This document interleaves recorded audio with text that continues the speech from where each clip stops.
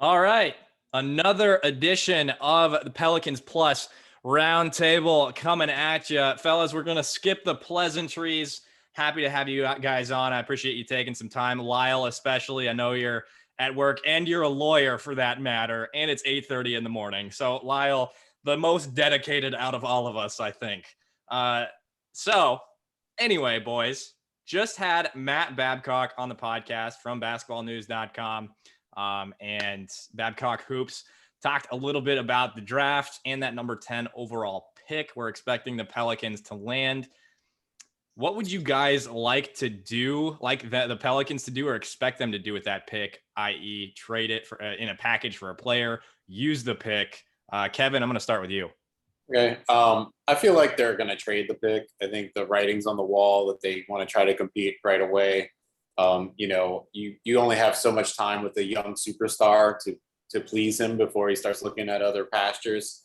And when you look at our roster, I mean, it's so littered with youth. It's just really hard to develop so many young players at one time. So adding yet another young guy to the mix, it can be a problem in terms of developing the team and developing the players the way that they need to be developed, being fair to them with the resources that we have. So I do think it's probably going to be traded. If not, I think they'll trade off some other of the young players to get some more veterans to build. If there's a guy that they really like at 10 or wherever they end up, maybe they move up or something like that. But I think there's definitely a trade around the draft, whether it's unloading younger players to either move up or to add some veterans and then pick the guy at 10, or trade in that 10th pick for another veteran, probably a young veteran, not necessarily an older guy, but somebody more in the 25 to 29 range to add some more veteran leadership to this team, which I think it sorely needs. Ollie, how about you? I think every option's on the table for them as well as should be for us. I'm not as opposed as Kevin is to maybe adding another young guy. And the reason being is I feel like the last couple of years we've kind of gotten a hint of what David Griffin kind of wants to do with the young guys. And that, of course, is let them grow up naturally, but on the sidelines, right? Everybody remembers a comment. Jackson Hayes was supposed to have a red shirt year. I kind of felt the same vibe from the team when they were talking about Kyra Lewis. But, of course, both injuries and then disappointing play and such changed everything for both of those versions of the teams that forced the young guys in a lot more action. So if there's a guy that's out there that they really like, and there are some for me that I think they should be looking at, like, for instance, right around 10, if they stay there, if they don't move up in the lottery, I'm a huge fan of Franz Wagner, however you want to pronounce it. But I just think you got to add scoring from the deep ball, right? 3-point shot. And you got to have somebody with length and that can defend. And I watched a couple of games of Michigan play this past year, and I was enamored with what Wagner did on the court. So, I wouldn't expect for him to play right away. But if you say you this coming off season can fill out a lot of your holes with vets, either through trade, through free agency, right? Making good use of hopefully the mid-level exception like this past off season, and then not have to put the pressure on playing the young guy, then I would like for them to take a shot at, like I said, somebody that can spread the floor, can be a key piece, especially when you're really thinking you're going to keep this core, right? You know what the holes are around Zion, BI, and if they keep Lonzo. So, like I said, Franz Wagner, he rings a bell for me. But Kevin could be right too. That 10th pick, that could be a valuable pick, whether it stays there or not. So it's a good chip to trade, especially if you're trying to move off of Bledsoe or if you're chasing a big piece. And we don't know what's going to be out there. And I know we'll get into it, but I think this is going to be a wild offseason, right? Where some teams are going to look to make major moves to shake up their rosters. And the Pelicans will probably and should look to get in on that action and get somebody, to upgrade that talent on this roster. Lyle, how about you? Look, I mean, I'm echoing probably both the other guys, honestly. I think you go either which way. I think if they don't get the right, I suppose the right trade that they're looking for, that's probably where it falls down, and maybe they just take the best player available, regardless of whether or not that's, the perfect fit, because, I mean, small young assets are always tradable. And, whether or not we find a guy that, I suppose, fits the system completely at number 10, who knows? But there are a few shooters and rangy defenders in that sort of range as well. So, It just depends whether or not we can swing for the fences and get, I suppose, a big piece or some veteran leadership, and or whether or not we go for a young guy. I don't know. It's my guess is as good as anyone else's. I think at this point, it's going to be interesting. It will be, and on top of the fact that the Pels are looking to be aggressive this offseason, they've also got 5 draft picks in this coming draft. I think 4 in the second round. And obviously, they're not going to correct me if I'm wrong. I'm pretty sure that's the case. But if they bring in 5 young guys, I'd be absolutely floored. There's no way that's going to happen. And I think, maybe they'll use some of those second rounders and ship them off in terms of a like draft and stash sort of thing like they did with Didi Louzada. But I think, we know this is a make or break season. And obviously we're talking about that big time here on this podcast with the possibility of trades, free agency, all that. If I had to guess, I think it's really up in the air, but I think what they should do is ultimately package that pick. But if they make the pick, Ollie, you mentioned Franz Wagner, Kevin, Lyle, is there anybody that's sticking out to you? I know Corey Kispert has been brought up. And then the kid from Florida State, Scotty Barnes. And then there's Savion Mitchell, right? Yeah. Taylor. Yep. James Bouknight too. My pick is Moses Moody. I really like him. I think he's 6'6", 205, like a wing guard kind of player. He's been compared to Mikal Bridges, which is one of my favorite players in the league right now, and OG Anunoby, which, if you could add a player like that to the roster, that's totally what this team needs. I shot 38% from 3, 82% from the line, scored 17 points a game, 6 rebounds, got long arms, a versatile defender on and off the ball. He's got good spot up numbers, doesn't need the ball in his hands. He's a 3-level scorer, good in the mid range, not so great at attacking the basket yet, but you can see that he can get there. And he's an unselfish player and a 2-handed passer. He can pass with either hand. So I just think he's kind of like a little bit smaller of like a Lamar Odom kind of type, which I think this team sorely needs, a versatile defender that can guard multiple positions, can knock down, catch and shoot shots. That besides somebody to collapse the defense, that's the other thing that I think this team really needs, If there was any description to get from Kevin about a player that he likes, that does not shock me at all. I heard the Mikal Bridges thing and I was like, there it is. Kevin's the first guy that was on him for me. I know people liked him coming out of the draft, both of the Bridges brothers, but I remember in the middle of the season, Kevin started talking about this guy of his rookie year. And Kevin's been wanting to trade for him for ever since then. And Miles Bridges, last year now, once Michael looked like he wasn't going anywhere. So yeah, Kevin seems to have a good eye at finding this talent that you somehow wish would end up on the Pelicans. Right. Well, the last time I was on a pod with Elliot, it was the pod before this, the pod you had before this pod. It was right before the bubble, I think, right? And yep. You were asking me about if there was a player that we could add to the Pelicans roster, and I said Mikal, and then that's when he kind of had his breakout. Exactly. And so then it was like, we're never going to get him now for sure. Especially, Monty Williams ain't ever letting go of a versatile defender like that, That dude, Mikal Bridges, could fit on literally any roster in the NBA. Oh, of course, yeah. That type of player that he is. He popped off, and I'm not kidding, Kevin, every time I watch the Suns, I think of you and you're being enamored with Mikal Bridges. Lyle, is there anybody in that 10 spot that you like that you've seen? Look, for me, the big one that I'm probably across is Josh Giddey. I've seen a bit of that. It looks like he'll probably go later in the lottery.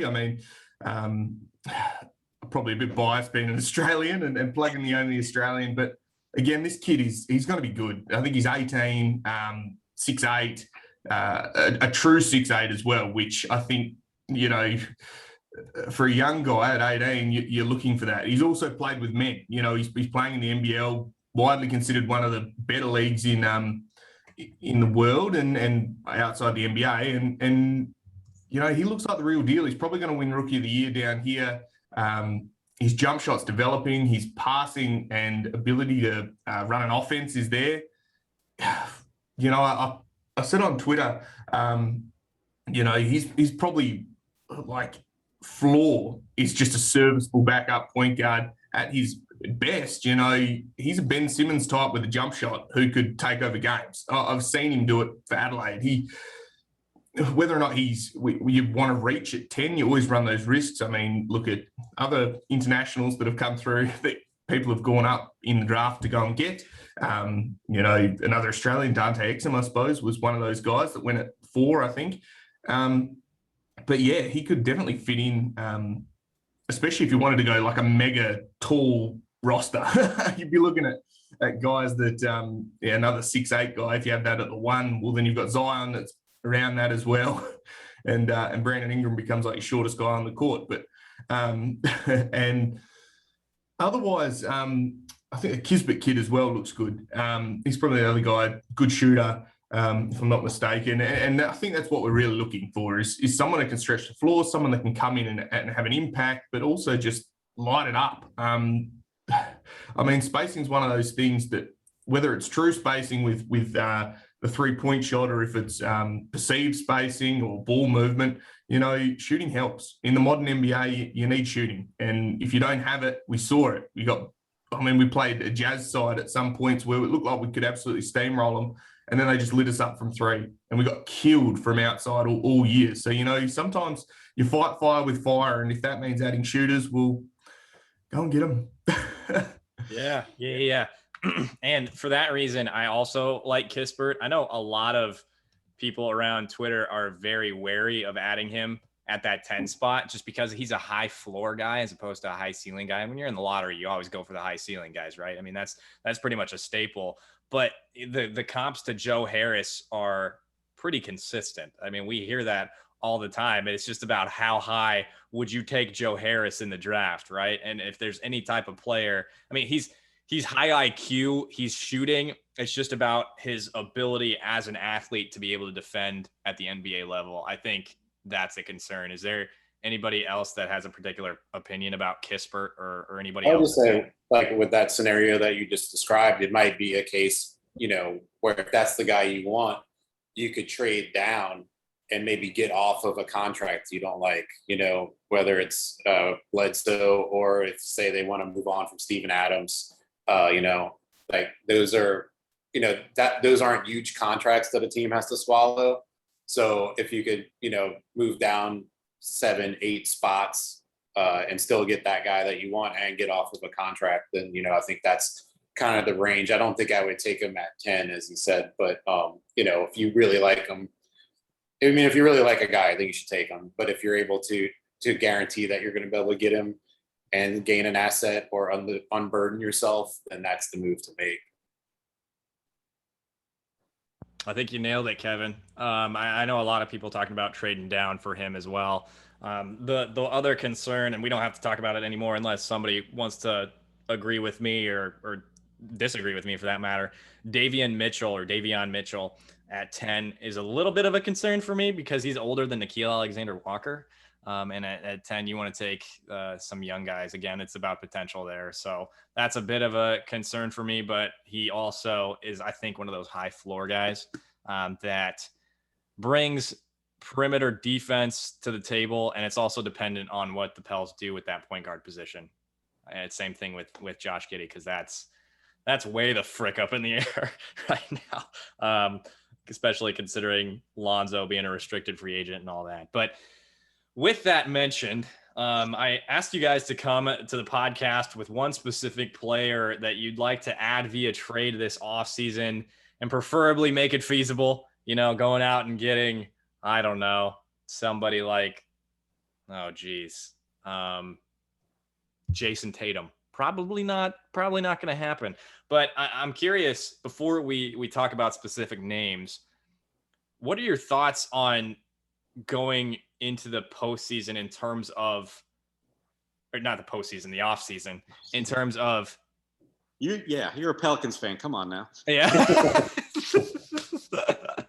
So the offseason, is it about adding an all-star level player to Zion and BI. Zion, who's going to be a superstar, if not already. BI, who's already been an all-star, i.e. adding, the name that we've all heard a bunch, Miles Turner or CJ McCollum or a Miles Brogdon type, somebody who's talented but not a superstar? Or is it to go for a bona fide star like a Karl Anthony Towns or Bradley Beal to try to really go for it really quickly with all the assets that the Pels have? Ollie, I'll start with you on this one. Yeah, so I think, like I was saying earlier, I think it's going to be a wild offseason to where I'm hearing a lot of chatter about there's going to be some teams making a lot of big moves. So you want to key in on and see which teams those are.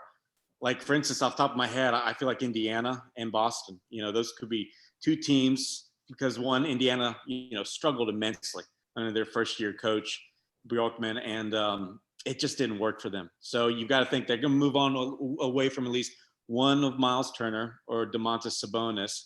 But I'm wondering more about Malcolm Brogdon, right? That's the guy I would be targeting if I'm New Orleans. And I know a lot of people in our group, right, Kevin, we've heard the chatter. They really like Brogdon. And I think that's where the Pelicans should be focused on. It'd be nice to have a nice big man, right, that could sit next to Zion, but I don't think it's mandatory.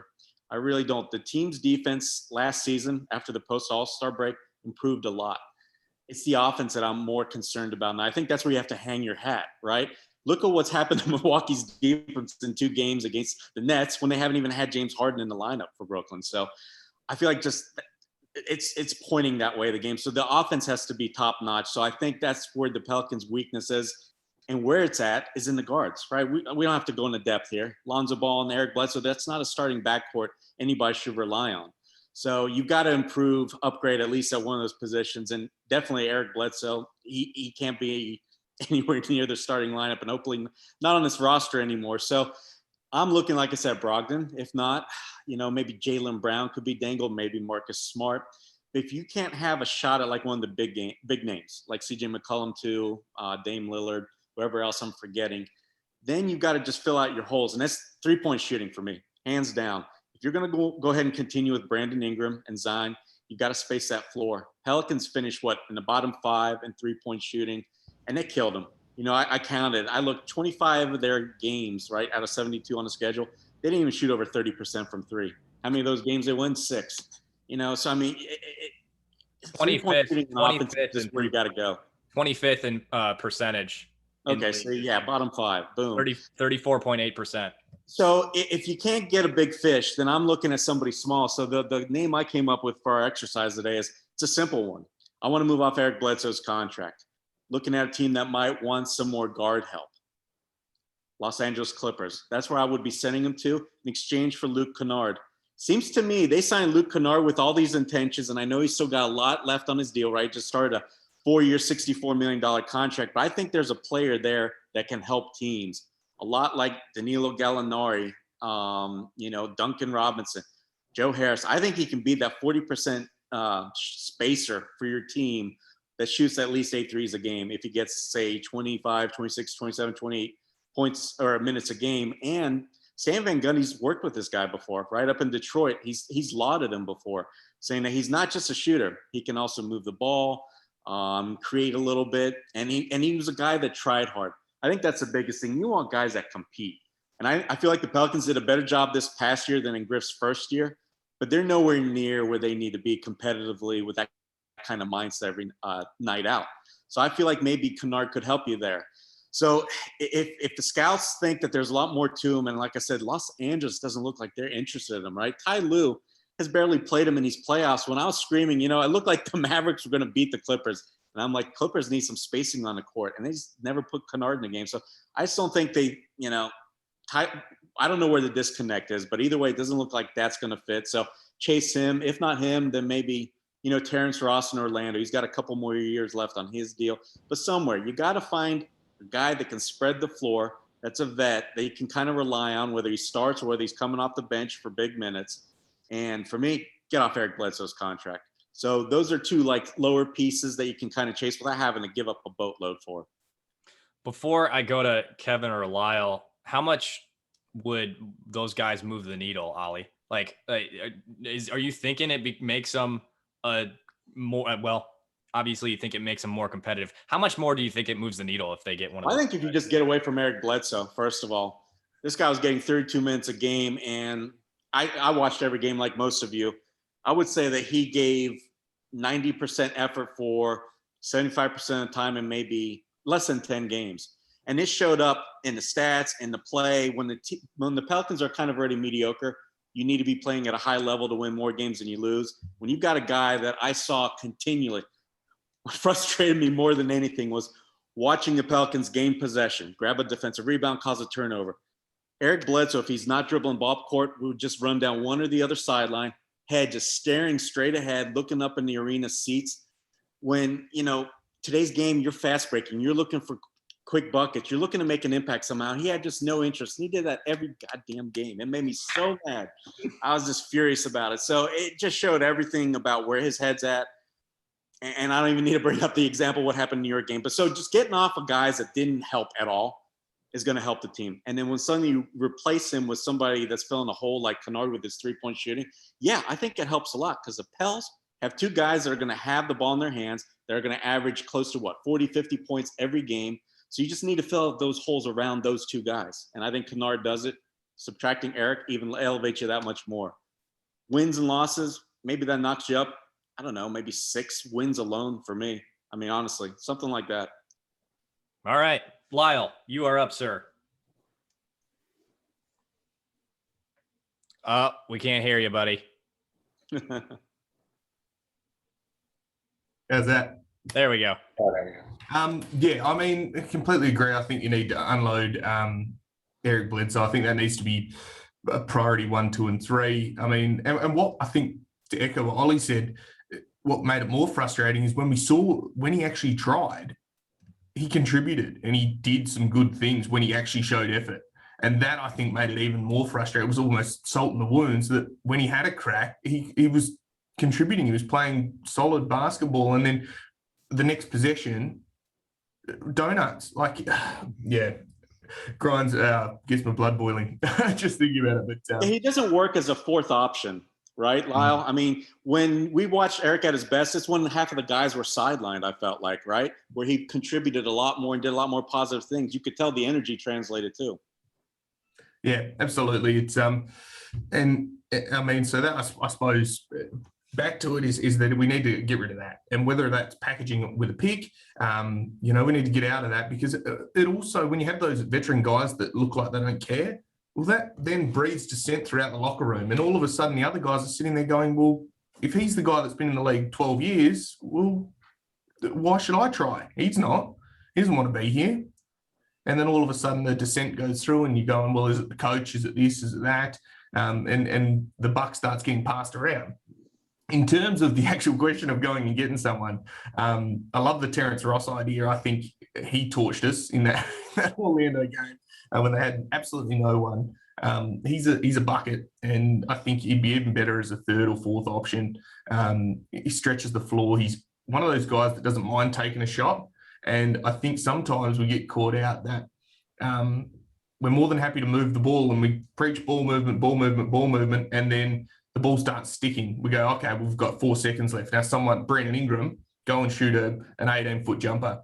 And I think we need to have another shot creator as well as someone that can, I suppose, if you can't get one of those stars, I'm saying, that moves the needle enough. Luke Kennard, good idea. Guys that shoot, that stretch the floor, that can get a bucket, ideally Joe Harris, but that's not going to happen because you're on a net side, someone that can shoot. Lou Williams at Atlanta, who's now there and he's getting a bucket. Guys like that. But, CJ McCullum was someone that if he came down, I reckon that would just be fantastic. It's another guy can handle the ball. You could play him at the point, but does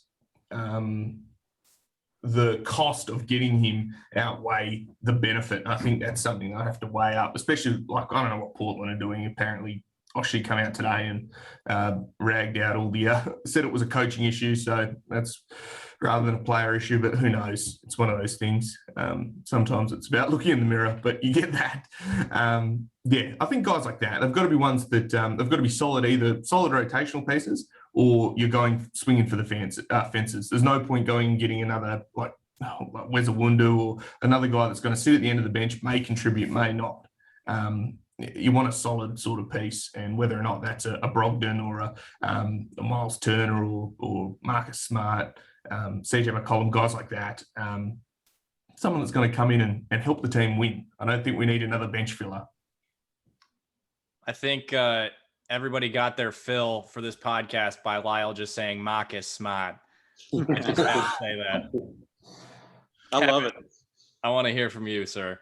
Okay, before I go into some trades I want to happen, here's like a pretty realistic Eric Bledsoe trade, and it goes back to what Ollie had touched upon with Indiana, them probably trying to break that team up, maybe start over from the ground up.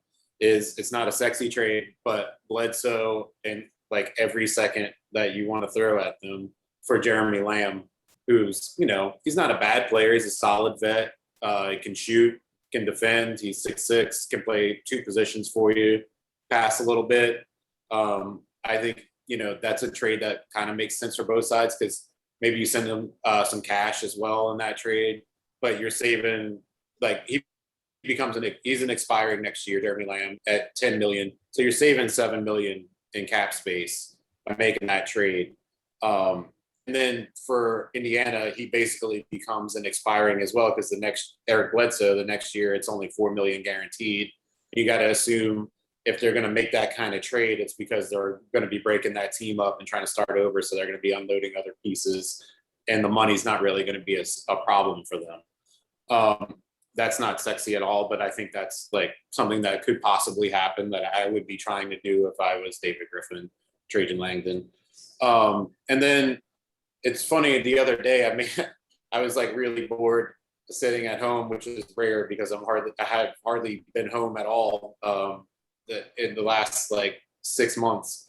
But I went through and I made this giant list, and I broke it down into categories of realistic trades, stretches, rehabilitation projects, and like dream scenarios.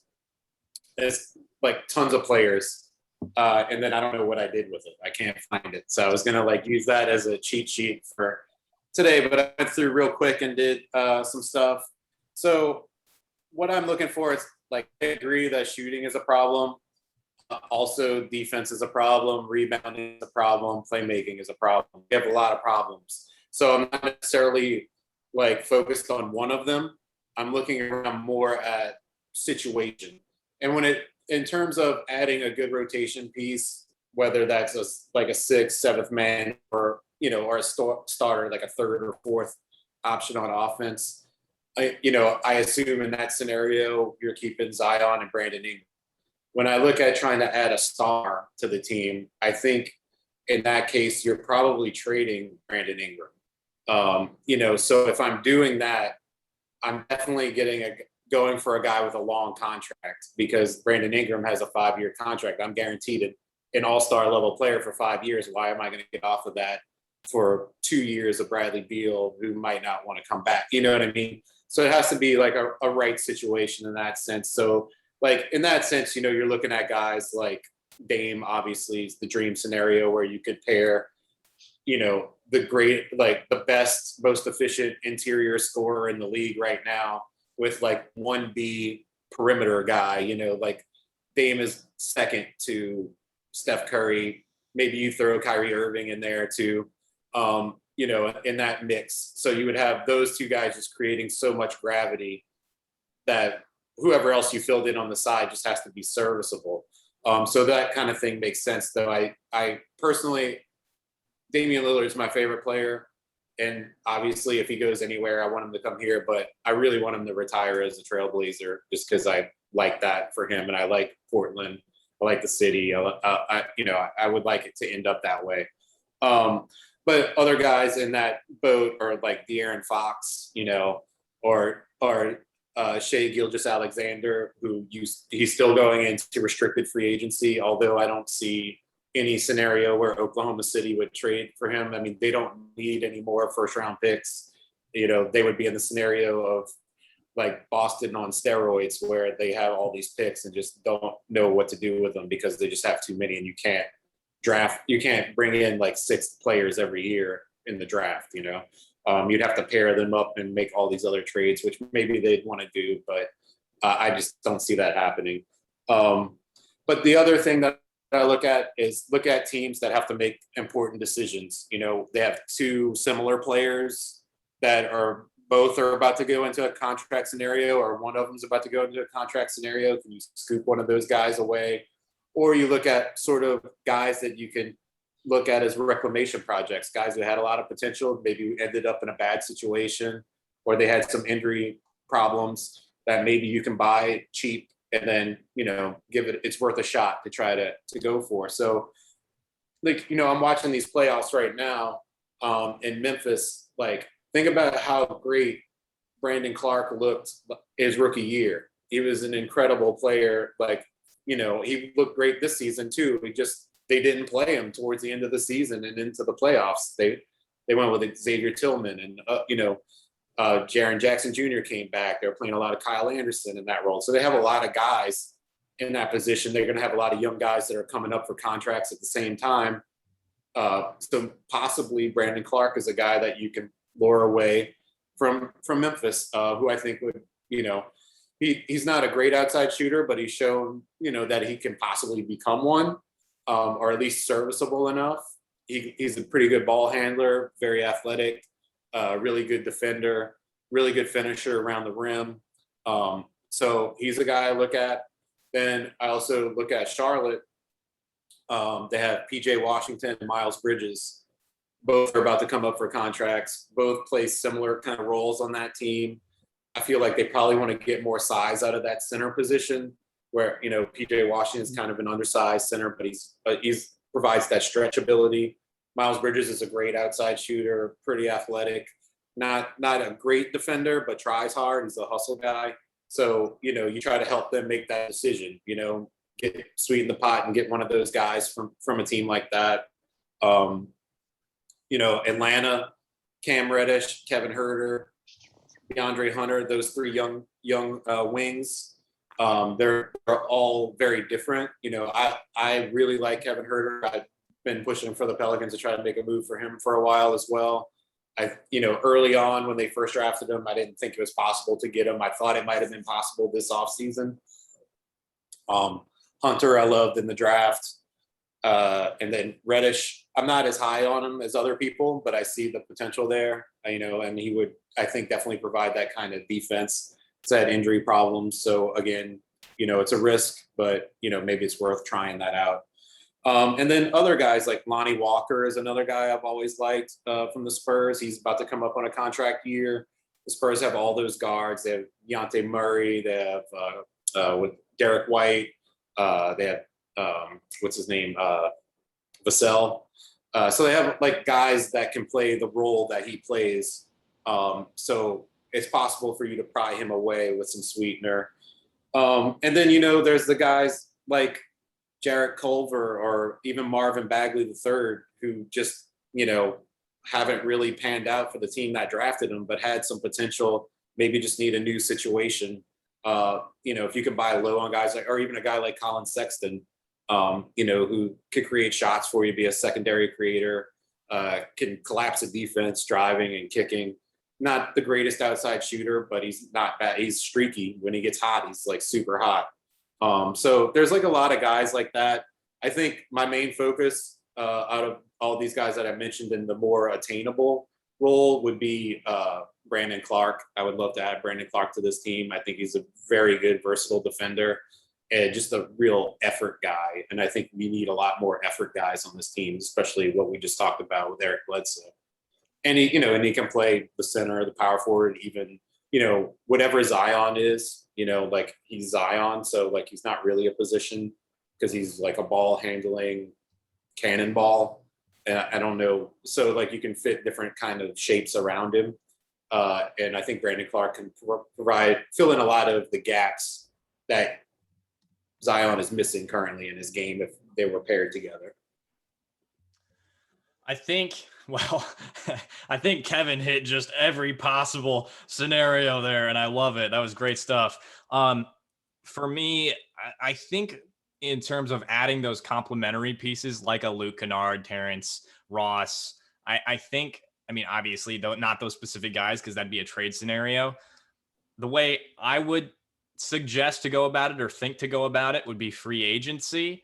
Now, you're not probably, I mean, New Orleans isn't a destination for free agents. We know that. I mean, Zion and Brandon Ingram might change that here in the near future. I mean, JJ Redick came to New Orleans, but then we saw what he became. And on top of that, the Pels offered him the most money and he wanted to play with Drew Holiday. So it's just not all that likely that the Pels go out into free agency and are able to grab.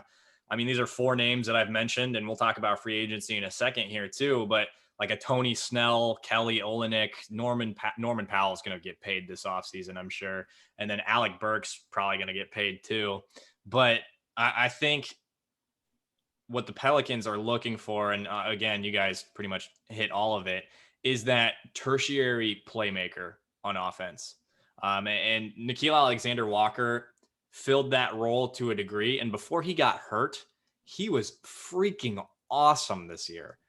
Freaking awesome, especially towards the middle of the season, post All-Star break. And I mean, I think he's really developing. He and Jackson Hayes have just exploded this season. So if possible, I'd prefer to be able to hold on to those two in a trade scenario where they go to get, a CJ McCollum. Is it likely? Because whatever team, I think if the Pels go and get a semi-star, like I said, like a Miles Turner, Miles Turner, Malcolm Brogdon, and McCollum. I think what is going to happen is they're going to go towards a team that's looking to blow it up. And who knows, maybe the Kings will do that this offseason too, with the possibility of getting De'Aaron Fox. So I think in a scenario like that, the Pels might end up in a situation where they have to sign and trade Alonzo, give up a bunch of picks, and then maybe in a sort of scenario where they feel like they can offer up Bled as an expiring, team would take that too. But either way, if the Pels go for a semi-star or a full-blown star, they're going to part with a lot of those picks. And I think it'll be in a situation where a team blows it up. And personally, the CJ McCollum contract is a little iffy. It's pretty hefty if I remember correctly. Yeah. And then for Miles Turner, he was hurt this year, and then Malcolm Brogdon, also notorious for being hurt.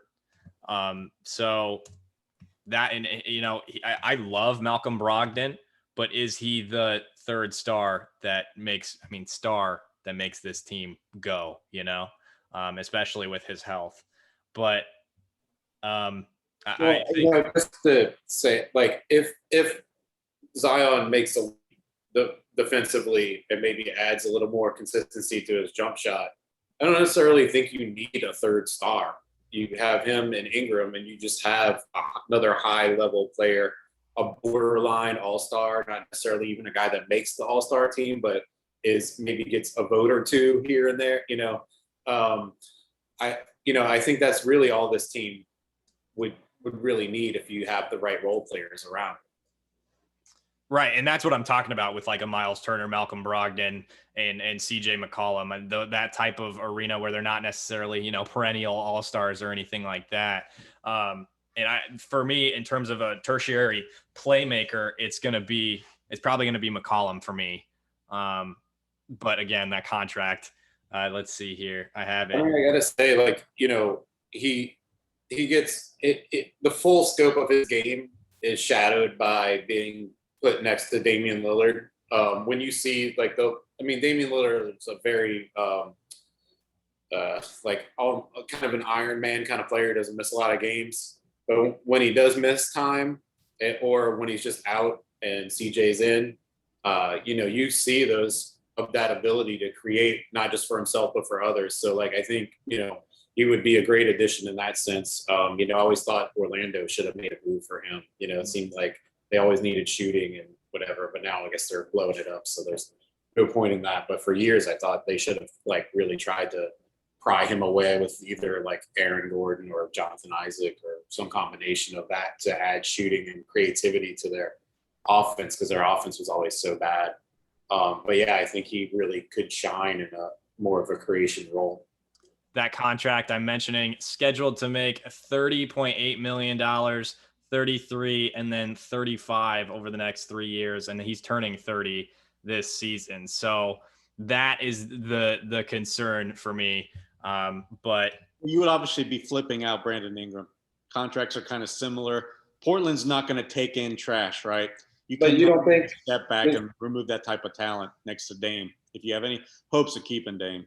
I would say though that it's possible, because I don't know, like, as I said, I would trade Ingram only for like a really good star on a good contract. And I don't know that CJ is good enough for me to trade Ingram, but I don't know that that would necessarily be necessary if Portland was interested in, say, Lonzo Ball. You do a sign and trade with Lonzo Ball, maybe add some sweetener to that if you need to, because Lonzo gives them perimeter defense, which they desperately need, because Ingram doesn't give them that. And, we've seen him grow as a shooter, so I think that could be a scenario if you were going after CJ, is possibly that. That all depends on Lonzo being open to going to Portland, obviously, but to play next to Damian Lillard is, probably something that he would be interested in, even if the destination isn't like one of his top choices. But, if anybody would want to sign me and send me to Portland, I'd go in a second. So, yeah. And that's just to do whatever. I'd probably side with Kevin there. I don't think you need to give up BI. I think there's only situations where you feel like you can get a superstar like a Dame is where you are willing to give up Brandon Ingram, because if you can get astronomically better overnight, then you'd be more inclined to give up Brandon Ingram. I agree with you guys, but you got to look at it from the other team, and I just don't foresee Portland, just in the scenario we're talking about. You tell me they're going to even consider moving CJ McCollum and the centerpiece is Lonzo Ball? No way. No way. No way. You can't talk me into that one. I don't buy that one. Lyle, it looked like you had something to say. Go ahead. What if we sweeten it with an Eric Bledsoe? All defensive. Don't. Hey, I know you're in Perth. You're in Perth right now, but trust me, they will come and find you for saying something like that. Gotta make moves. Shoot your shot. He is down under, so maybe Sweet is upside down, souring it. Well, the way they've run their roster over there, perhaps they will take it. They love hefty contracts and maxing out things. So perhaps sign and trade Eric Bledsoe would be even better. We could extend him and send him over there. Yeah. So it just all depends, I think, on how the rest of the league views Lonzo. And I see your point, Ollie, for sure. It's just, what do you sweeten it with? Is it a boatload of picks? Do they want a boatload of picks? Are they going to blow it up? Would probably want to improve their defense, right? So Jackson Hayes would have to be going too. Right. Maybe even Najee Marshall and then a pick. I mean, I just CJ McCollum's a proven guy in this league. Lonzo isn't. You got to start there. Yeah. But then look at it from our perspective. If you were giving up, say, Jackson Hayes and Najee Marshall, and say the 10th pick, would you want to do that for CJ McCollum when one of our biggest problems is defense? I don't think I wouldn't want to make that trade. I don't either. Actually, I don't either. It just depends on what the sweetener is. If you can give them, 10 and a sign and trade with Lonzo, sure, or better yet, a future pick, and you could get somebody like Moses Moody or one of the other guys we talked about at 10 still, and add CJ McCollum and try to improve some defense in the draft as well. Then yeah, I'm all for that. But I don't know. Our defense was so bad, and then to get rid of one of our better defenders to replace him with a guy who just is not a good defender. I know, but if we want to talk realistic sign and trade deals with Lonzo, what was the biggest one before the trade deadline? Lauri Markkanen, right? So that's why I just don't rule. I can rule in even McCollum being available for Lonzo. One that I've been tossing around my head is, what if Toronto really has no inclination of really taking that next step? So is Kyle Lowry going to be really happy re-signing there? Wouldn't he be happy maybe finishing out his career next to Zion? So how about a sign trade to where, Toronto's not going to look to go younger. I don't know what Masai feels about Lonzo, but you got to think Kyle's only got a couple more years left in his career, right, where he's going to be starter quality. So maybe something like that could be worked out. I don't know. See, that's the kind of trades I'm looking for if you're going to do a sign trade with Lonzo. To me, that's realistic. CJ's not realistic. I think we also have to consider the fact that a third team can be brought in, and Steven Adams, it could be a team. I mean, I know the Celtics need a center. The Hornets desperately need some rim protection. Now, I don't know if adding that third team somehow adds enough, spice to the trade for Portland to step in to where the Celtics are willing to give up some young talent, or the Hornets are willing to send Miles Bridges that way or something like that. Obviously we'd have to sit down and spend some time on NBA Trade Machine, but I don't want to rule that out either. Anybody else? Lyle?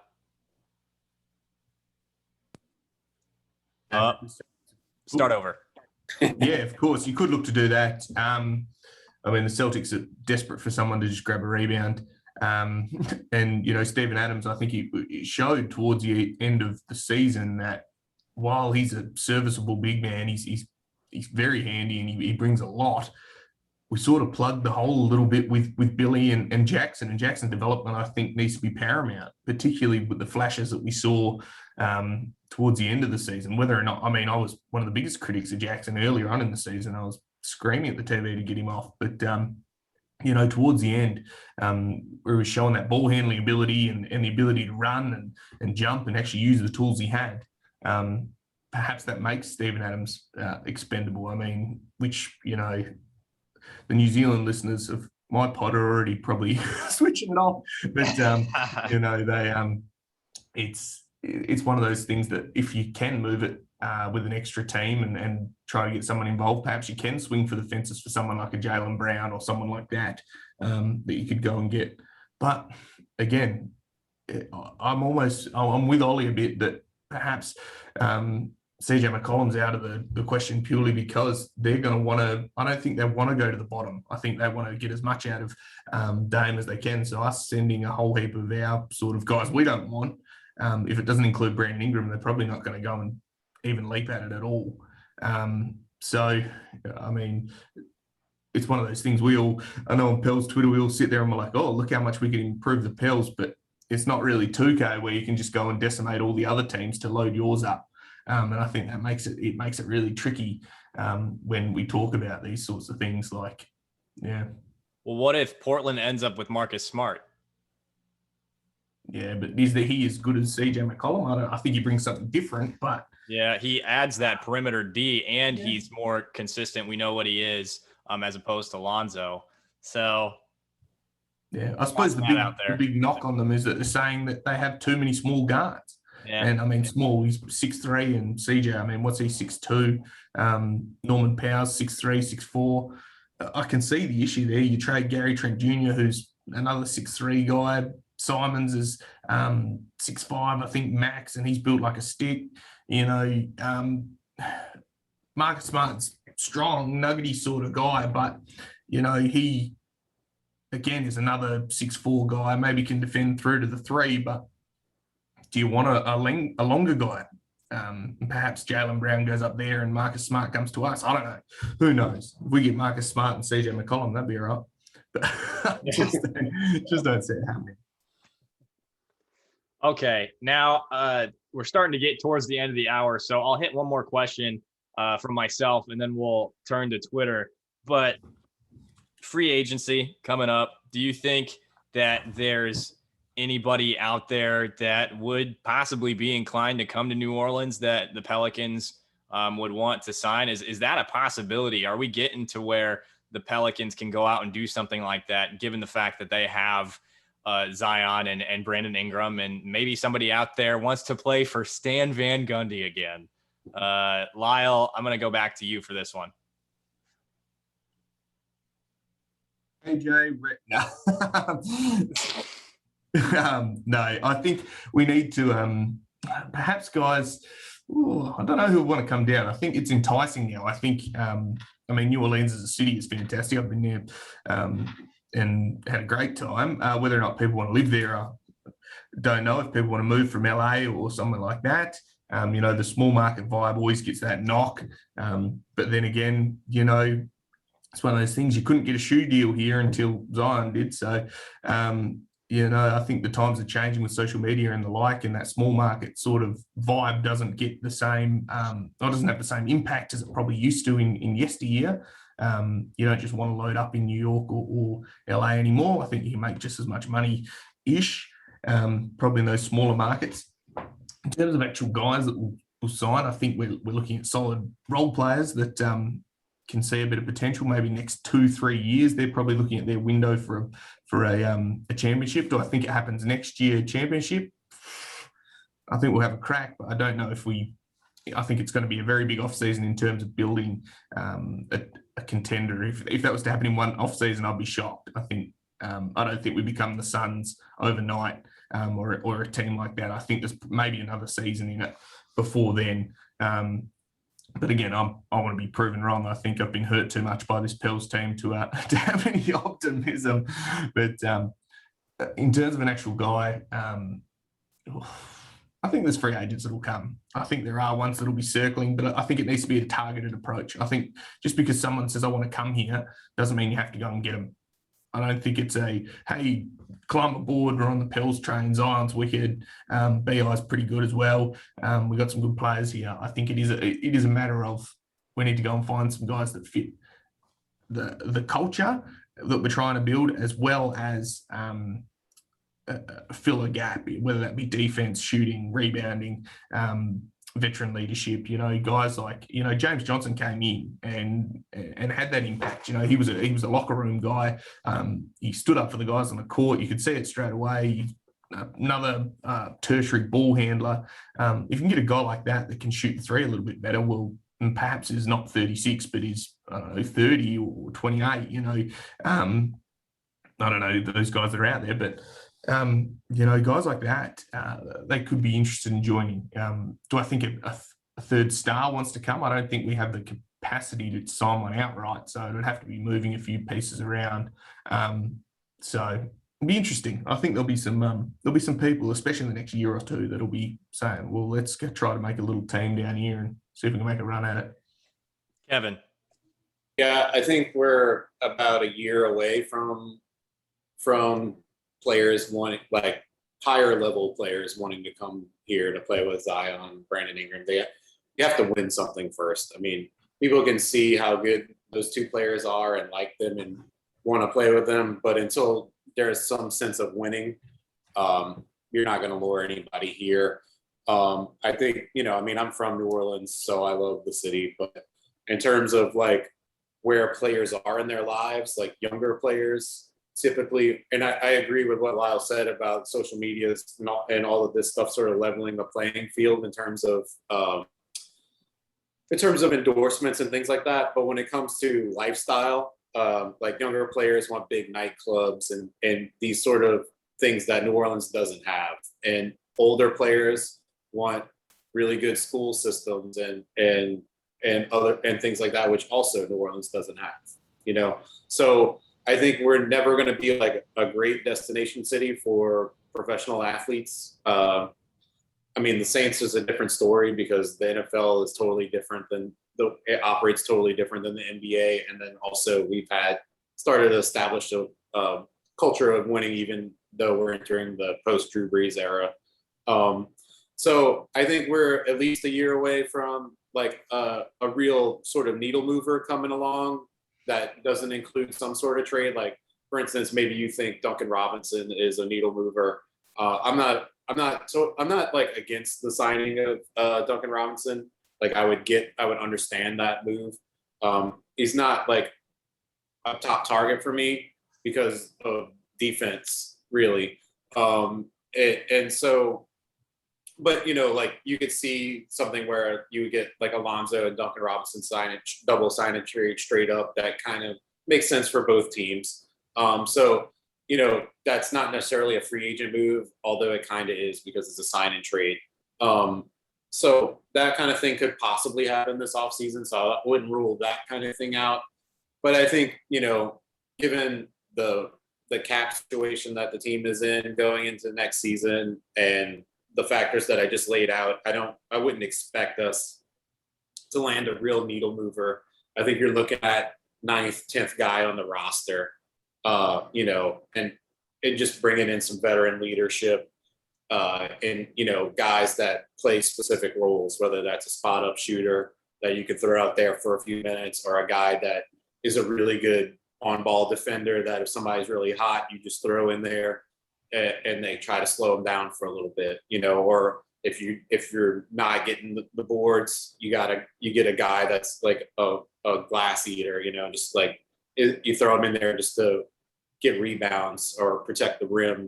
I think it's role specific guys that aren't big names but are serviceable and are hard workers and that bring some sense of culture and leadership. And like for instance, like it's kind of a bad example because of his contract situation, but like Lyle said, like I was extremely hard on Jackson Hayes for his whole career, like since coming here. And this offseason, I said in the offseason that this was going to be a huge offseason for him because he's going to be around Stan Van Gundy and Steven Adams. And this is when we're going to learn if he's going to be JaVale McGee or he's going to be a real NBA player, because he's going to have these guys that are going to make him work and provide that leadership, that role, and demand accountability and give him an example to follow. And it really worked out. They tried to do that last year with Derek Favors, but Derek Favors had so many personal issues and injury issues last season. He wasn't able to provide what he could necessarily provide on a normal situation. And then Alvin Gentry is like, I always say he's like a substitute teacher. So like, he's not a guy that's, going to get, like, if a guy's not serious about his craft yet, Alvin Gentry is not going to be the guy that's going to get him serious about his craft. Alvin Gentry is a veterans coach, a guy, the guys that are already serious about their craft and know what they're doing. And he's going to give them the laid back environment that they want, but he's going to provide too much of a laid back environment for young guys who aren't necessarily focused and or think they can get by on just their physical ability.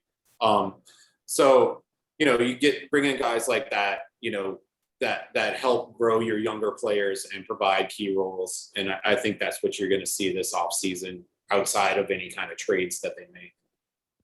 Ollie. Yeah, just real quick, echo you guys. I'm not seeing anything big, especially not for this upcoming offseason. Look, a season ago, I wanted Jay Crowder, Nick Batum when he was waived by Charlotte, those type of guys. But guess what? They would have never even looked New Orleans' way unless you would have seriously overpaid him, kind of like what J.J. Redick got. So I'm very curious to know what J.J.'s best offer was next to New Orleans, but I guarantee you it was a whole lot less, right? Less than $13 million a year. So now saying that, there are some guys that kind of interest me with the MLE money. A year ago, I wanted Mo Harkless. He didn't really get to shine this year. I think he ended up finishing his season this year with the Kings. And he had a couple of decent games, but he's kind of 28, long defender, can knock down the three occasion. I feel like he could maybe find a role on this team, especially if you move on from, say, James Johnson, if they don't bring him back. If not, I'm looking hard at Charlotte, guys. They have a glut of guards, and they've got a couple that are hitting free agency, Devontae Graham and Malik Monk. I would happily take a swing on Malik Monk if they plan on keeping Terry Rozier and LaMelo Ball, because maybe they'll bring back Devontae Graham, but you can't think that they'd also bring back Monk, right? That's just too much money, right, to sink in when you have such a hole at center, and they've got to address that. So I wouldn't mind taking a stab at him. Maybe Malik, he's a guy that you got to chase if you're New Orleans, those type of guys. They want opportunity. They've been stuck, and through no fault of maybe their own, they haven't gotten a chance to shine or show their skills, and especially for a team like New Orleans that can really use the shooting. So it could be, looking for those type of players. But overall, yeah, you're not going to get any vets that you want that can move the needle, especially if you're thinking like playoffs and winning maybe a series. Those guys are not going to be coming to New Orleans just yet. Just to talk, I'll always like Malik Monk. But to lure him here, I feel like you have to have a trade set up for Bledsoe and have to be saying that Lonzo is not coming back, because why would he want to come into a situation where he's competing with those guys for minutes? And then it also has like Nikhil and Kyra Lewis Jr. on the roster. Like, I think if those are his competition, he'd feel more secure in coming here. But to have those other guys on the roster, I think there's no way. There's no way the Pels are going to have all 4 back guys. I should say. There's no way. And Nikhil's the only one that you can feel comfortable getting big minutes. I'm not sure if Kyra will be ready next year. So let's say they trade Eric Bledsoe. I just feel like that should happen more times than not in most scenarios you can come up with. Mm-hmm. And Lonzo, the question is, if you bring him back, you're still got a major hole to me. And I think I'm 50-50 on whether he comes back or not.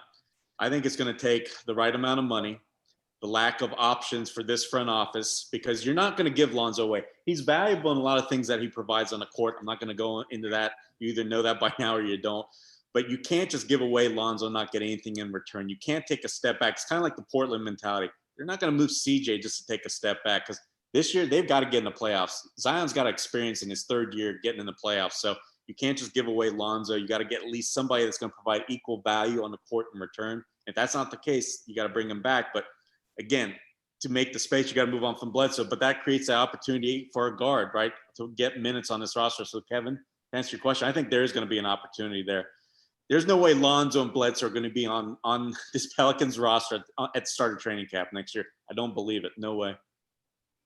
All right. Okay. So we're going to hit through these Twitter questions really quick. I'm pretty much on the same page as all you guys. You know, I'd love to, I think as far as like Ollie mentioned with the guards in Charlotte, I like Monk. I think adding him as a possible scorer off the bench too would be perfect for that second unit. Well, it could be. And then in terms of adding a veteran, you know, Tony Snell, the Hawks are absolutely loaded with wings. He shot 56% from 3 this year. And then last year, let's see here, it was 40%, and he's been consistently around 40% since 2016, 2017. So adding that. Ellie, since you're looking at that, let me ask you this. Chris Dunn, did he sign a year contract with Atlanta too? Is he going to be a free agent? Yeah, I think he's going to be a free agent. I'm pretty sure.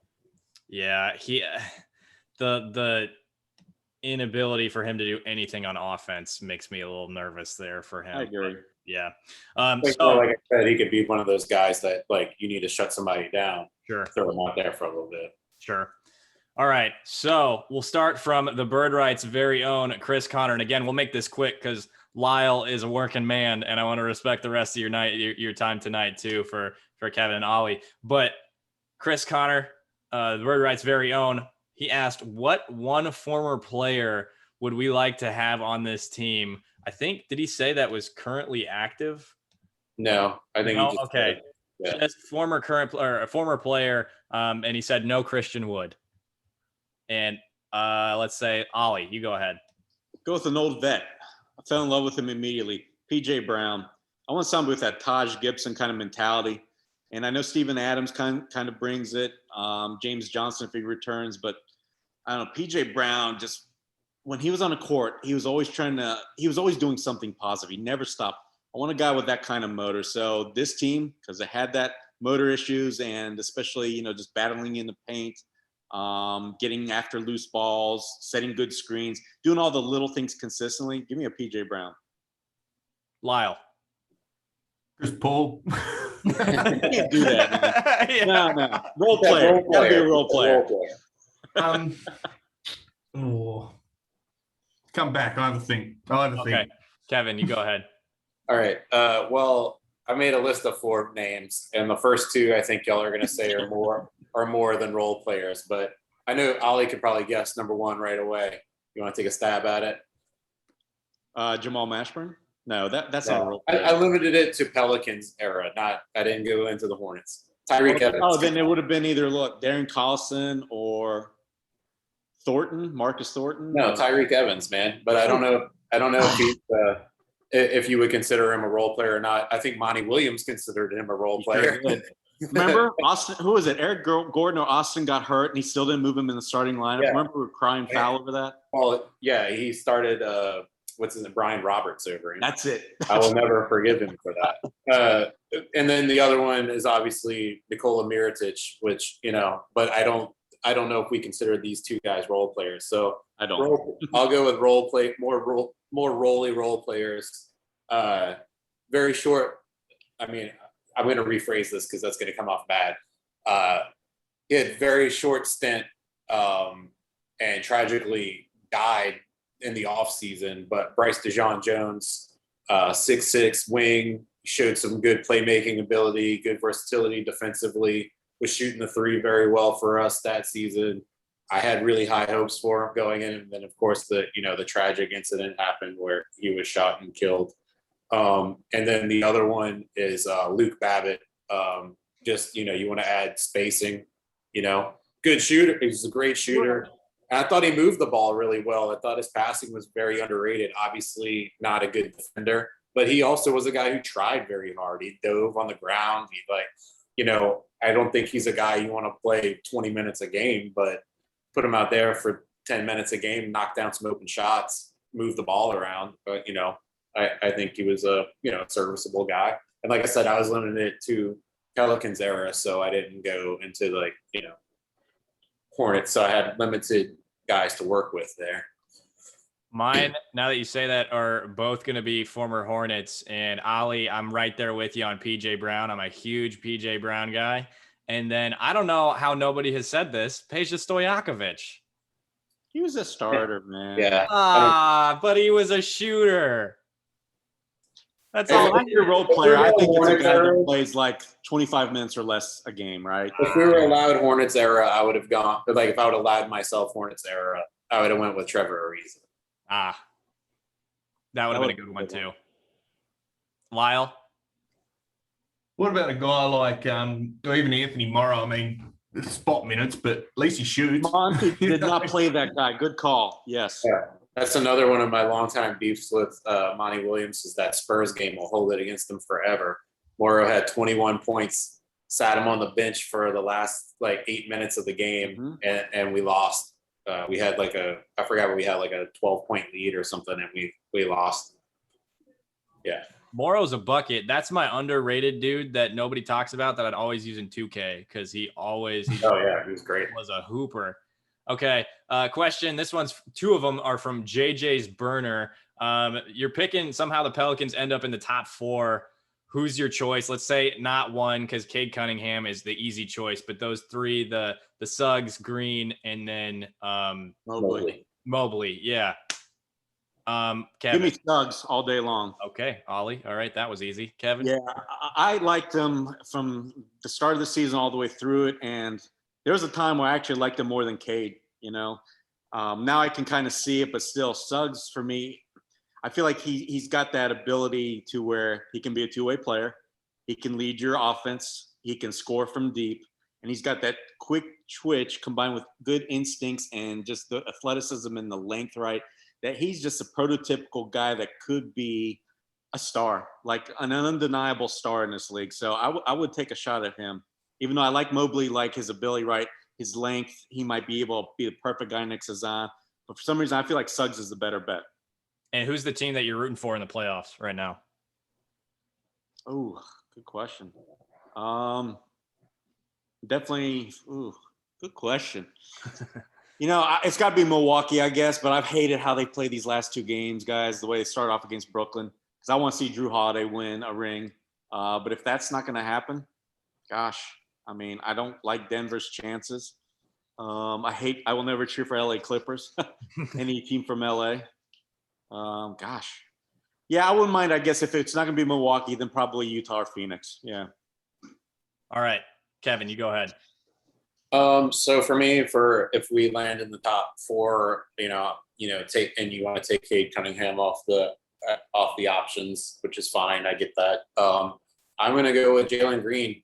I hate the NCAA. I love that he went and played in the G League and made money, proved his game. I think he's could be an electric scorer. It could be a guy that he doesn't necessarily have to be a starter, but can play with starters and can be that guy who just put the ball in his hands and the second unit and let him light people up. I think he has a lot of potential as a scorer. So go all in on offense there and Jalen Green. Team you rooting for? I like a lot of teams in the playoffs. I hate Utah. And I actually was a Clippers fan a long time ago. but I don't really like this Clippers team, although I do really like Kawhi Leonard. But, Mikal Bridges is my guy. I love Mikal Bridges. Even though CP3 was a legend here, I was never like a huge fan of it. Like I appreciated him and I thought he was incredible. I just didn't like a lot of the stuff that I hate the stop short stuff that he does. And so I don't have that affinity for Chris Paul that a lot of people from New Orleans do. Although I think it would be nice if he got a championship just to complete his career, because he is an incredible player. And, he had a lot of tough breaks, a lot of bad breaks. But I also really like this Atlanta team. They have a lot of players that I like. I love John Collins. I love Kevin Huerter.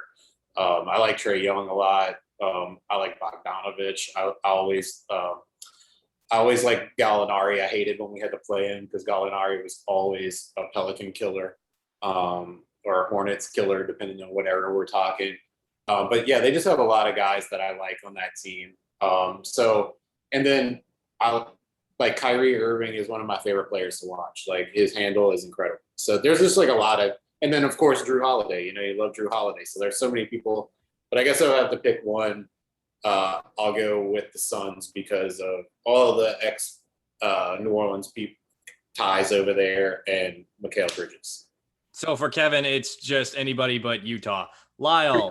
I don't really like Philly either. Even though Allen Iverson's one of my favorite players, I never really like Philly much, and I hate Dwight Howard. So. Yeah. Okay. Lyle, top 4 pick. Who are you rooting for? I think I'm in on Suggs as well. I think he looks strong. He looks like he could contribute straight away, and he could be a good fit, particularly if you move on from like a Alonzo or Bledsoe. I think he could slot straight in there.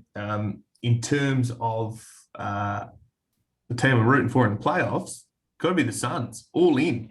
Suns are fun. I like when they get their tails up. Devin Booker is an absolute stud. Like watching this guy play, it's just. I watched that. Which game was it? It was the first one of this round, or the last. Yeah, I don't know. One of the games, and he absolutely hit about 6 threes in a row. And I was tweeting as I was watching it, and I was amazed. He was absolutely torching them. And, DeAndre Ayton, I've got a bit of an affinity for him. I think he's just a fantastic player and had a bit of a, he got caught up with all the drug stuff earlier on. And, I think he has developed his game, a 20 and 10 guy, one of those old school big men that I like. And, I think I fell in love with the game because I watched these big guys play like that. And I think he brings a bit of that, a bit of toughness. And, that's why I like the Suns. They're exciting and they're fun. My top 4 pick is probably going to be Mobley. He's just a unicorn, man. Like the ceiling on that guy is just so high. Secondarily, I'm a big fan of Green too. I think he'd be a great third option on offense for the Pels. And in terms of the playoffs, it's the Suns, man. It's the Pelicans connection. And like Lyle said, man, they're just damn fun to watch. I love Book. He's got a little Kobe in him, and that that hits the heart for us diehard Kobe fans and just NBA fans in general. I really like Sarge too. I've always liked Sarge, so I'm glad to see he's getting some minutes now. Like he didn't really play in the last series, but it's nice to see him out there. I wanted the Pels to go after Sarge last offseason. That was one of my guys on their list. And the best thing about him is that he's not. And Cam Johnson, man, they've got a good little team there. The best thing about Sarge is he's not Frank Kaminsky, because I hate Frank Kaminsky. Yeah, I agree there. Yeah. Then the last one, which we could talk about for a very long time, but we'll try to keep it short. Samuel Wilcher asked what we believe Brandon Ingram and Zion can do this offseason to fix their defense. This is going to be a long-winded one. It very easily could be, but if you could say one thing, just one thing on that topic, Lyle, what do you think? Get Marcus Smart. I'll just say Tony Allen. Go hire Tony Allen and tie them, like handcuff Tony Allen to Brandon Ingram for 3 months straight. Yeah. It's got to be a mentality thing, surely. Yes. Has to be a mentality thing. Yeah, that's what I was you've got to gonna want to say. play. Yeah, I mean, that's what I was going to say. For Brandon Ingram, it's just try, because you saw moments when he played for the Lakers that he was a solid defender, kind of a versatile defender. That just sort of vanished when he got here. I don't know if it was 1 year of Alvin Gentry, like, I mean, let's face it. I mean, he wasn't right for this young team. And I think, he always just wanted to score all the points. And I think it got to a point where Ingram was maybe feeling himself too much on the offensive end and just didn't really focus on the defensive end anymore. And I don't know what, no this offseason to work with Stan Van Gundy. I don't know what that relationship was like. We hear rumors here and there that it's not great or whatever. I'm not going to say one way or the other because I don't know for sure. But it really just feels like it's more of an effort thing with Ingram than anything else. But if he could add strength, that would also help. As far as Zion, I really don't know I think film for David Zion Trickster or Ollie or David Grubb would be better to answer that question to get more into what the fundamentals that could be improved on that end for him. But really with Ingram, it just feels like effort. IQ, I think, is the big thing for Zion. And like you said, Ollie watching film and spending time with Stan Van Gundy, and Ollie hiring Tony Allen. I'm all about that. And maybe, who knows, in terms of drive, because it just is up and down depending on who they're playing. I'm assuming there's a sports psychologist on staff somewhere. Try to get the wording that they've said. They say they want to make the playoffs. They say they want to win, but get the words to line up with the actions. How do we do that? How do we bridge that gap? And talk about that with a sports psychologist. I think that would be very interesting. Okay. Oleh Kosel at Oleh Kosel, Lyle Swithenbank at Lyle Swithenbank, and then Kevin Barrios at Kevin B for Bounce on Twitter. Guys, these are all awesome follows. Lyle has the least follows out of all of us, and go follow that man. He's awesome. His podcast is great too. So fellas, thanks so much for joining us. This will be up in the morning, and I'm excited to share it with everybody. Thanks, man. Thanks. Nice to meet you, Lyle. Kevin. Yeah, Yeah, you too. It's good. Ollie. It's good fun.